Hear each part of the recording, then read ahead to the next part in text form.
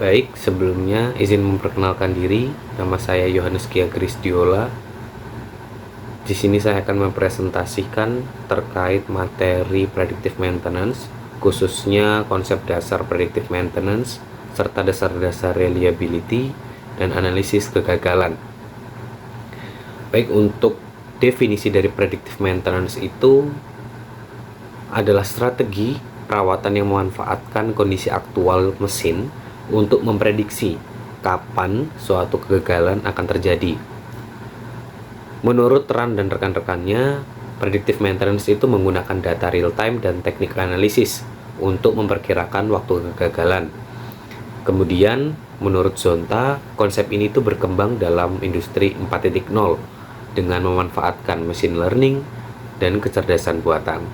Sedangkan menurut Hastings, predictive maintenance itu sebagai bagian penting dari manajemen aset yang bertujuan untuk memaksimalkan nilai aset selama siklus hidupnya. Jadi secara sederhana, predictive maintenance itu adalah perawatan berdasarkan kondisi nyata mesin, bukan berdasarkan jadwal tetap. Kemudian, ruang lingkup predictive maintenance itu mencakup berbagai aspek. Yang pertama ada teknologi seperti sensor, IoT, dan kecerdasan buatan. Kemudian yang kedua adalah proses. Jadi mulai dari pengumpulan data, pengolahan data, serta analisis, hingga memberikan rekomendasi tindakan. Kemudian yang ketiga ada aspek organisasi, karena pada penerapannya predictive maintenance itu memerlukan budaya kerja yang berbasis data.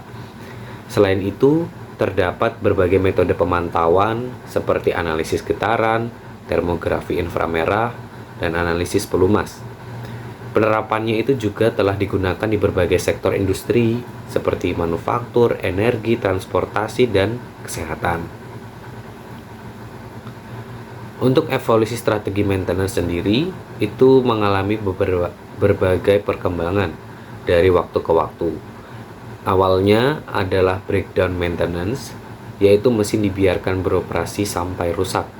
Kemudian berkembang menjadi preventive maintenance, yaitu perawatan berkala berdasarkan jadwal. Selanjutnya muncul condition based maintenance yang mulai mempertimbangkan kondisi aktual mesin, yang saat ini itu berkembang menjadi predictive maintenance yang memanfaatkan data, machine learning, dan artificial intelligence untuk memprediksi kegagalan sebelum terjadi. Perbandingan evolusi maintenance. Jadi berdasarkan tabel terlihat bahwa semakin modern strategi yang digunakan, semakin tinggi tingkat keandalannya. Yang pertama itu ada breakdown maintenance yang memiliki biaya dan downtime yang tinggi karena perbaikan dilakukan setelah terjadinya kerusakan. Yang kedua, preventive maintenance itu lebih baik karena kerusakan itu dapat dicegah melalui jadwal rutin. Sedangkan untuk predictive maintenance itu memberikan hasil yang paling optimal karena tindakan dilakukan berdasarkan kondisi aktual mesin, sehingga downtime dan biaya dapat ditekan seminimal mungkin. Untuk peran dari predictive maintenance dalam industri 4.0, jadi predictive maintenance itu merupakan salah satu pilar penting dalam industri 4.0. Sensor mengumpulkan data kondisi mesin secara terus-menerus. Data tersebut dikirim melalui jaringan komunikasi dan dianalisis menggunakan machine learning. Hasil analisis dapat diintegrasikan dengan digital twin, yaitu representasi virtual dari aset fisik untuk melakukan simulasi dan prediksi. Dengan pendekatan ini, industri itu dapat meningkatkan efisiensi, mengurangi limbah, dan mendukung keberlanjutan operasional. Next, untuk nilai ekonomi dari predictive maintenance itu, jadi selain manfaat teknis, predictive maintenance juga memiliki manfaat ekonomis yang signifikan.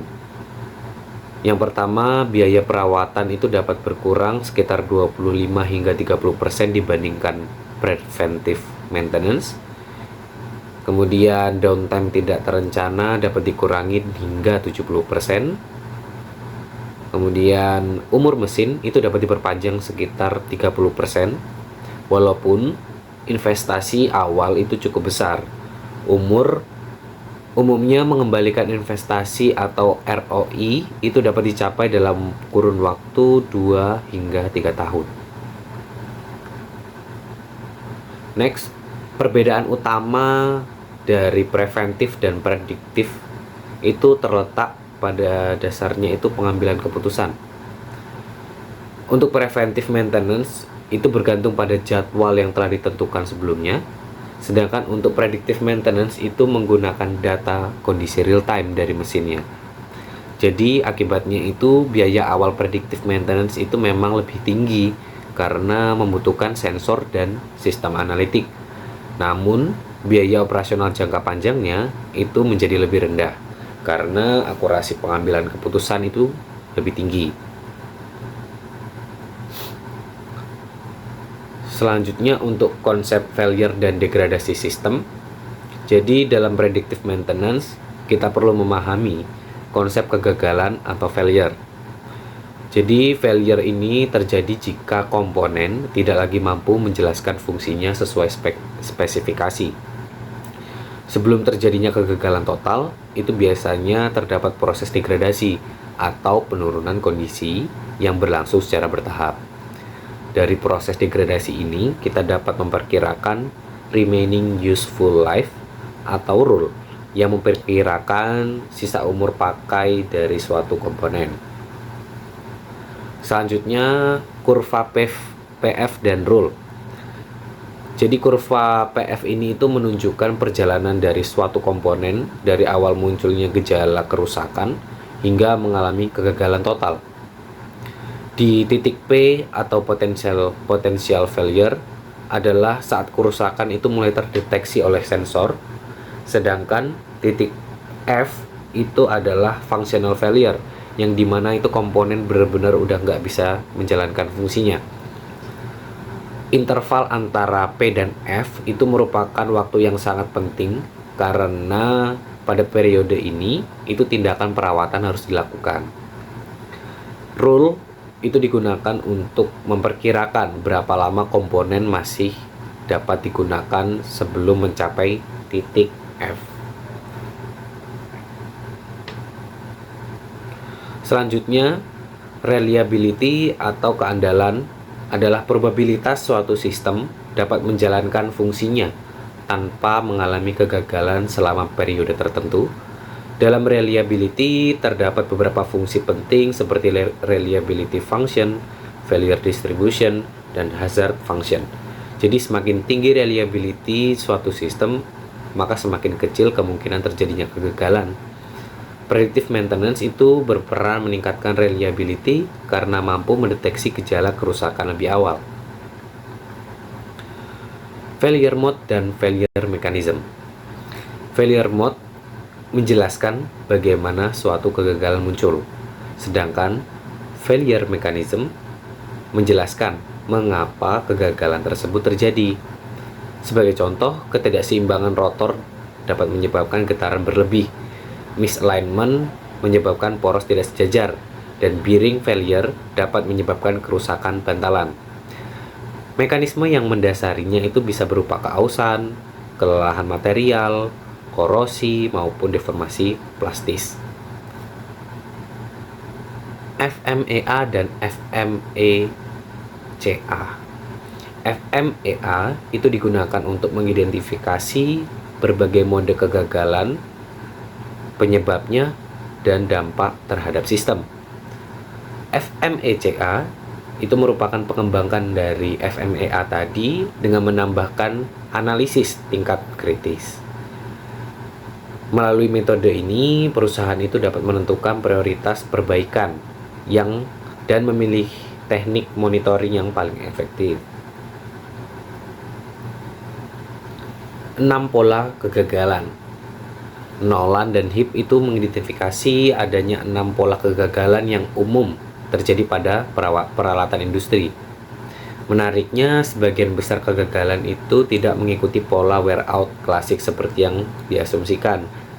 Fakta ini menjadi salah satu alasan mengapa predictive maintenance itu lebih efektif dibanding penggantian komponen berdasarkan jadwal tetap. Next, MTBF, MTRR, dan availability. Jadi ada 3 indikator penting dalam maintenance. Yang pertama ada MTBF, adalah rata-rata waktu antar kegagalan. Kemudian MTTR adalah rata-rata waktu yang diperlukan untuk memperbaiki kerusakan tersebut. Sedangkan availability menunjukkan tingkat ketersediaan mesin. Jadi predictive maintenance itu membantu meningkatkan MTBF sekaligus menurunkan MTTR sehingga availability sistem menjadi lebih tinggi. Next, distribusi Weibull. Distribusi Weibull itu merupakan metode yang paling banyak digunakan dalam analisis reliability. Jika nilai beta kurang dari 1, maka kegagalan didominasi oleh cacat awal atau infant mortality. Jika beta sama dengan 1, itu berarti kegagalan itu bersifat acak. Dan jika betanya lebih dari 1, maka kegagalan itu didominasi oleh proses keausan atau wear out. Jadi informasi ini itu sangat berguna dalam menentukan strategi maintenance yang tepat. Kemudian ada analisis data kegagalan. Dalam predictive maintenance, data kegagalan itu dapat dianalisis dengan berbagai macam metode, mulai dari analisis statistik, machine learning, anomaly detection, hingga root cause analysis.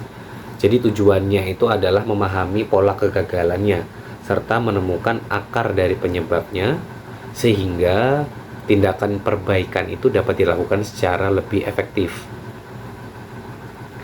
Next, SPC dan Explainable AI.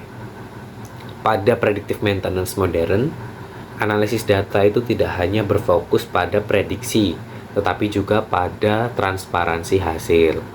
SPC digunakan untuk memantau tren dan perubahan dari kondisi mesin, sementara Explainable AI itu memastikan bahwa hasil prediksinya itu dapat dipahami dan dijelaskan kepada pengguna.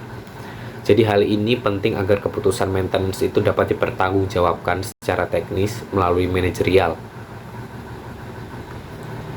Untuk ringkasan dari 2 bab sebelumnya, jadi sebagai kesimpulan itu predictive maintenance itu merupakan strategi perawatan berbasis kondisi aktual yang memanfaatkan data real time dan kecerdasan buatan untuk memprediksi kegagalannya. Jadi pendekatan ini itu terbukti mampu meningkatkan reliability, mengurangi downtime, menghemat biaya, serta mendukung implementasi industri 4.0. Oleh karena itu, predictive maintenance itu menjadi salah satu pendekatan maintenance yang paling menjanjikan bagi industri modern. Demikian presentasi yang dapat saya sampaikan. Terima kasih atas perhatiannya. Mohon maaf apabila ada kekurangan. Terima kasih.